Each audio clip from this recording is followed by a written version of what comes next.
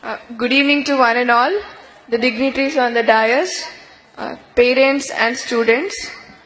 It is very glad to be here and నా పేరు నైనా జస్వాల్. నేను ఏషియాలోనే ఫస్ట్ అమ్మాయి ఎవరైతే 8 years లో 10th class పాస్ చేశారో. ఇంకా 10 years లో నేను నా ఇంటర్మీడియట్ కంప్లీట్ చేశాను.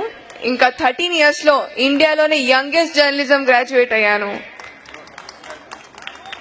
ఇంకా ప్రస్తుతం 15 years ఏజ్ లో నేను పీజీ ఫైనల్ ఇయర్ చేస్తున్నాను. ఇంకా టేబుల్ టెన్నిస్ లో నేను India number 1 national champion, south Asian champion. ఇంకా నేను పియానో ప్లే చేస్తాను, ఇంకా పాటలు పాడతాను. And I'm ambidextrous, I can write with my both hands. And typing లో నేను A to Z only 2 seconds లో టైప్ చేస్తాను.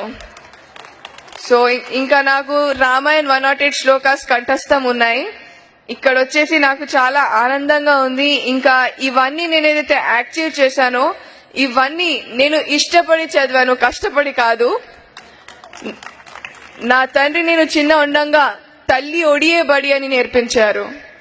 అందరూ వయస్సు పెరుగుతుంది అని అనుకుంటారు, కానీ ఆయు తరుగుతుంది అని అనుకోరు. కావున సమ వృధ చేయక క్షమ పడాలి అని నా తల్లిదండ్రులు నేర్పించారు. చెట్టుకు కాయ బరువు కాదు, కానీ ఈ రోజులలో ఆడపిల్లలు బరువు అవుతున్నారు అని తరుణంలో దీనిని తప్పు అని రుజువు చేయడానికి నేను కిరణ్ బేదిని స్ఫూర్తిగా తీసుకుంటున్నాను. కన్నీటి వర్షాలకు కష్టాలు చల్లారవు, కావున ఆడపిల్లలకి మార్గం చూపించేది తల్లిదండ్రులే. అందువలన నా తల్లిదండ్రులే నా జీవన ఆధారం. ఇంకా కొండకు సైతం గుండె పగిలే విషయాలు వెలుగులోకి వస్తున్నాయి. అది విజయవాడ ఆయేషా కానీ, ఢిల్లీ నిర్భయ కానీ. సో అందరూ ఆడపిల్లలు బలి కాకుండా ఝాన్సీ లక్ష్మీబాయిగా మారాలి అని నేను కోరుకుంటున్నాను. ఇంకా నీతి, నిజాయితీ, క్రమశిక్షణ, త్యాగం, ధైర్యం మరో పేరు మా నాన్న అశ్విని కుమార్ గారు. తీర్పుకు మార్పు అనే మాట నాలో లేదు. ఒక్కసారి నా పేరెంట్స్ బోధించారంటే అది కావాల్సిందే, దాంట్లో మార్పు అనేది ఉండదు. ఇంకా ఏ క్రమశిక్షణ లేకుండా, ఏ లక్షణం లేకుండా సంచరించడం మృగంతో సమానం అని నా పేరెంట్స్ బోధించారు. నేను చెప్పేది ఏంటంటే, రూపాయల కన్నా రూపం గొప్పది, వేల కన్నా వినయం గొప్పది, లక్షల కన్నా లక్షణం గొప్పది, కోట్ల కన్నా కొనలేని మన విద్యార్థి జీవితం గొప్పది. కృషి ఉంటేనే మనుషులు ఋషులవుతారు. ఎవరైతే కృషి చేస్తారో వారికి అదృష్టం ఎదురు చూస్తుంది. ఎందుకంటే స్వేచ్ఛ లేని జీవితం ఆత్మ లేని శరీరం లాంటిది. అందుమూలన మీరు భారత భావి పౌరులు, మీ చేతిలో భావి భవిష్యత్తు ఉంది.